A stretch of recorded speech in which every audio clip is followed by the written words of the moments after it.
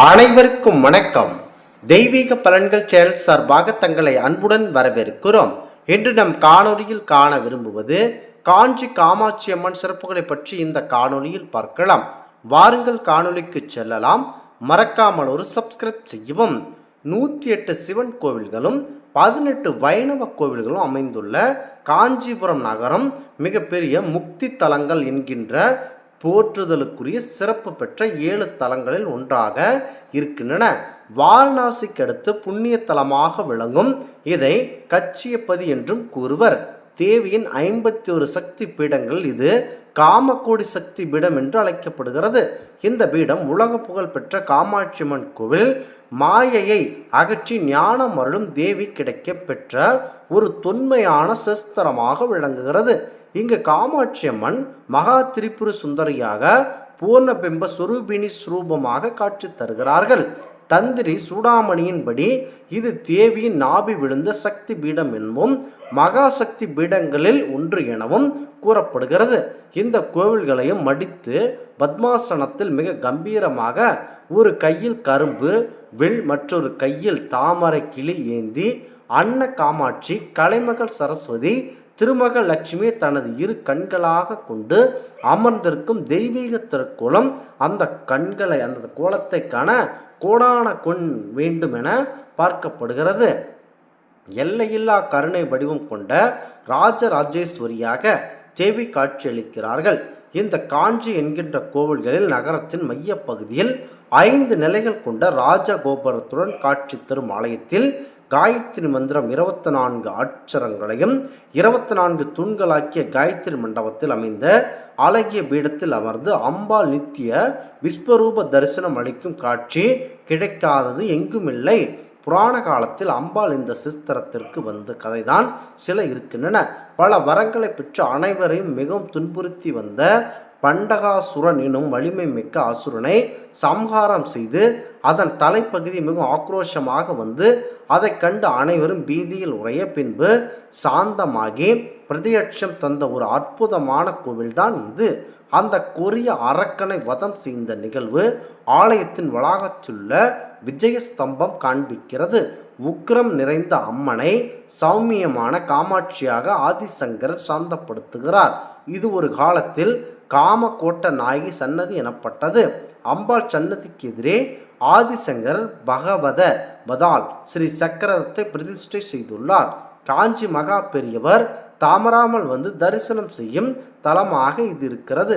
அம்பாளை பற்றிய பல நுணுக்கமான தகவல் பற்றி பல தலைப்புகளில் கண்டிப்பாக இங்கு இருக்கிறது. இங்கு பூஜை முறைகள் இவர் சாஸ்திரப்படி வகைப்படுத்தி 4 அமைத்து கொடுக்கிறார். ஒவ்வொரு யுகத்திலும் அம்பாளை போற்றி மகான்கள் ஸ்லோகம் இயற்றியுள்ளனர். துர்வாச முனிவர் கிருத யுகத்தில் 2000 ஸ்லோகங்கள், பரசுராமர் திரேத யுகத்தில் 1500 ஸ்லோகங்கள், தௌமிய ஆச்சாரியார் 1000 ஸ்லோகங்கள், ஆதிசங்கரர் கலியுகத்தில் 500 ஸ்லோகங்கள் பாடி புகழேந்தி புன்றிய தேசமாக காஞ்சிபுரம் விளங்குகிறது. செண்பக மரத்தை தலவிருட்சமாக கொண்டிருக்கிறது. காஞ்சிமா நகரத்து அனைத்து கோவில்களும் அன்னை காமாட்சியின் ஆலயத்தை நோக்கி அமர்ந்திருக்கிறது. தனி சிறப்பு மிக்கது. முக்கியமாக இங்கு சிவபெருமான் ஆலயங்கள் பல உண்டு. ஆனால் அவற்றில் அம்மன் சன்னதி கிடையாது. தேவி காமாட்சி அனைத்து கோவில்களுக்கும் ஒரே சக்தியாக திகழ்கிறார்.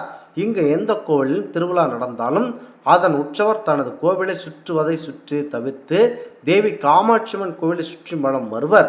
நெடுங்காலமாக இது வழக்கத்தில் இருக்கிறது. 108 திருப்பதிகளில் உள்ள திருக்கவள்ளூர் திவ்யதேச பெருமாள் சன்னதி தேவி காமாட்சி அம்மனின் மூலஸ்தானம் அருகிலே இருப்பது மகா சிறப்பு. ஒரு சமயம் இங்கு ஆட்சி செய்த ஆகாச பூபதி குழந்தை பேறு வேண்டி மனமுருகி நிற்க அவர் தம் பக்திக்கு மகிழ்ந்த அன்னை தனது மகனான கணபதியே மகனாக கொடுத்தார்கள். கணபதியும் மன்னர் குடும்பத்தில் துண்டூரர் எனும் நாமம் கொண்டு மன்னருக்கு பிறகு ஆட்சி செய்தார். இதன் காரணமாக இது தொண்டை மண்டலம் என சிறப்பு பெற்றது.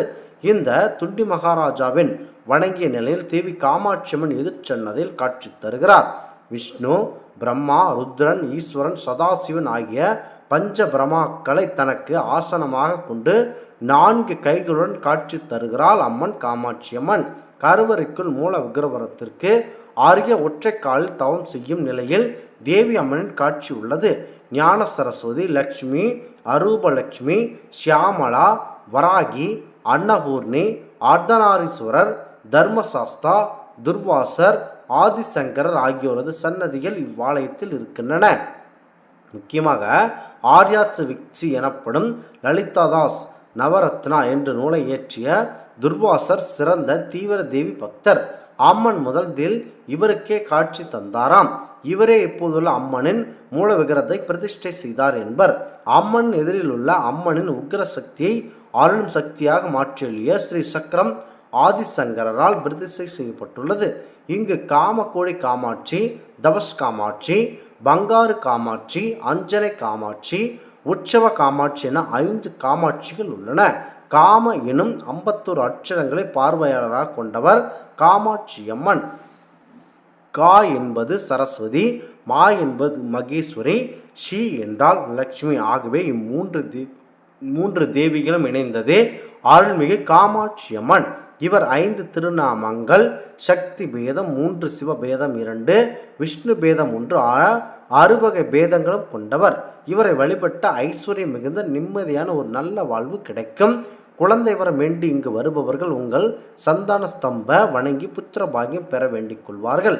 அம்மன் திருவடிகளில் நவகிரக தஞ்சம் புகுந்திருப்பதால் பக்தர்களுக்கு நவகிரக தோஷம் ஏற்படாது.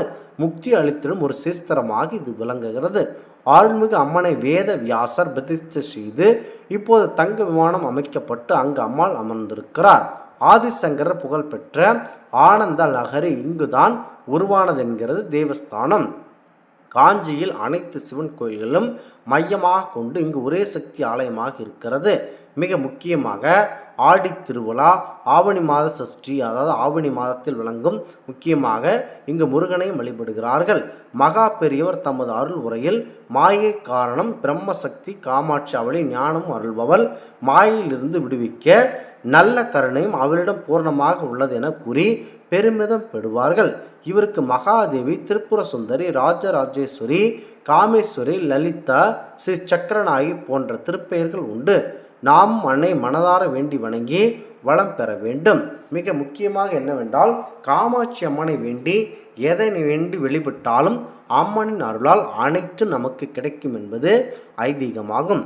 இந்த ஆன்மீக தகவல் உங்களுக்கு பிடித்து இருந்தால் தெய்வீக பலன்கள் சேனலை கண்டிப்பாக சப்ஸ்கிரைப் செய்து கொள்ளவும். மீண்டும் ஒரு நல்லதொரு காணொளியில் உங்களை சந்திக்கிறோம். நன்றி, வணக்கம்.